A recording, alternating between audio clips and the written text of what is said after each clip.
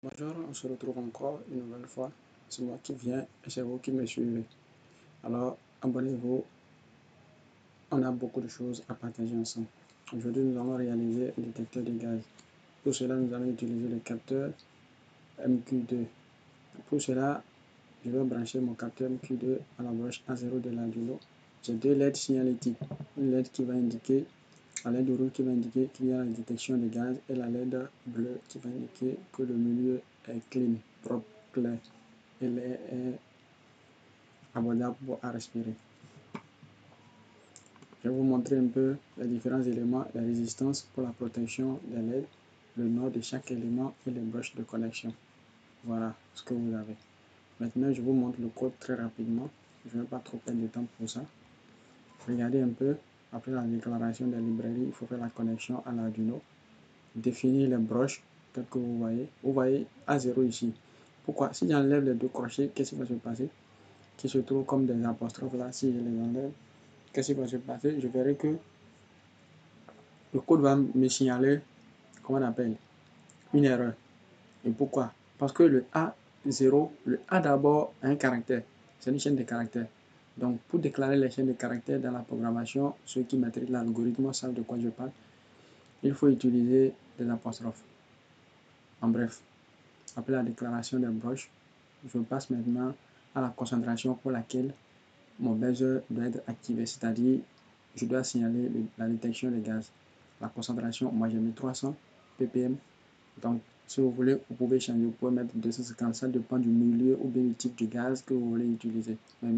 Mais si c'est dans la cuisine, il va falloir déclarer au moins 300 parce que il y a le dioxyde de carbone qui s'évapore à chaque instant que nous faisons la cuisson. Vous voyez un peu ce que je veux dire?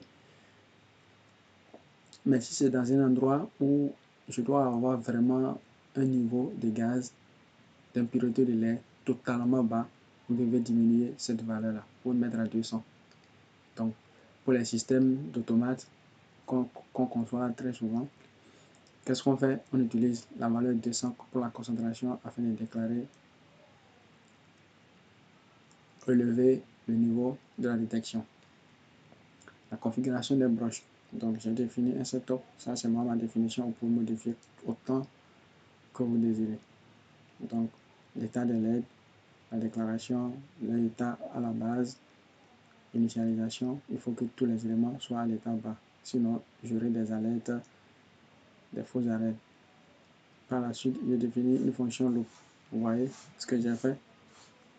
Ça, c'est pour créer une synchronisation avec l'Arduino, avec l'IDE Arduino, pour que vous puissiez voir qu'il n'y a rien de différent des deux. Sauf que ce langage est très proche du langage humain parce que c'est un langage très propre, très simple.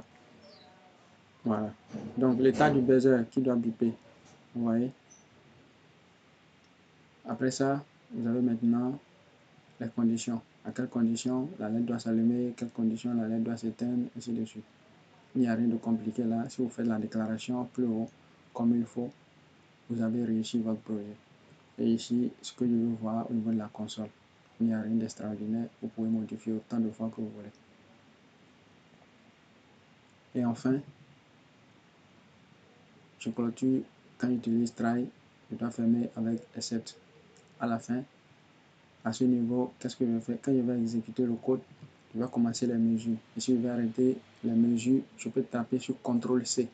Donc, si je tape sur CTRL-C sur ma machine, vous allez voir, tous les éléments vont se mettre à l'arrêt. Et j'aurai le message arrêt du programme par l'utilisateur. Ça, c'est une fonction que je veux. Si vous voulez, vous pouvez supprimer. Ça ne sert à rien. Mais je veux juste modifier. Bon, comprenez ce que je veux dire? Voilà. Je vais vous montrer une petite simulation pour ça. Je suppose que je lance la simulation. Moi, j'ai utilisé un écran ici pour afficher. Et j'ai ma bouteille de gaz à ce niveau. Ça, c'est une simulation. Hein. J'ai ma bouteille de gaz ici. J'ai allumé le système. Vous allez voir ce qui va se passer. Je peux utiliser un relais pour démarrer une pompe qui va éteindre l'endroit, le feu qui se trouve à l'endroit, ou bien déclencher la LED ou bien la lame réelle. Vous voyez ce que je veux dire? La lame que je désire, je peux déclencher la lame à ce niveau. Voilà. Donc, il n'y a rien d'extraordinaire dans la programmation. Regardez l'écran, ce qui est affiché. Et par la suite, nos gaz. Il n'y a pas de détection de gaz. Par contre, quand je vais mettre le niveau au niveau haut, vous allez voir ce qui va se passer. Vous voyez, gaz détecté. La LED s'allume pour montrer que le gaz est vraiment détecté. Voilà un peu le système que je tiens à vous montrer. Si vous avez des questions, n'hésitez pas à les poser dans la barre de commentaires. Abonnez-vous, partagez et on continue toujours pour les projets. Merci.